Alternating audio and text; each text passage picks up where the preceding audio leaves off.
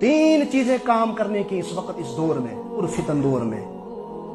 سب سے پہلے اپنی تعلیم اور تربیت کو مضبوط کرو. نظام بنائیے پنن گھر کے اندر، گھر میں اندر نظام بنائیے.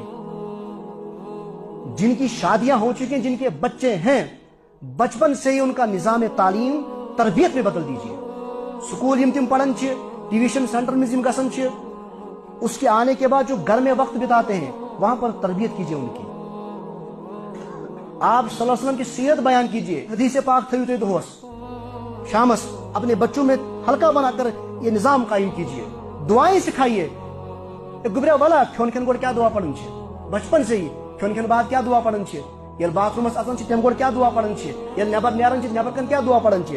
اسی طریقے سے ایک ماحول قائم ہوگا، تعلیم کا بھی اور تربیت کا بھی. اور اس کے بعد اپنی اکنامکس حلال طریقے سے اپنی اکنامکس کو مضبوط کیجیے، معیشت کو مضبوط کیجیے. مارکیٹ سے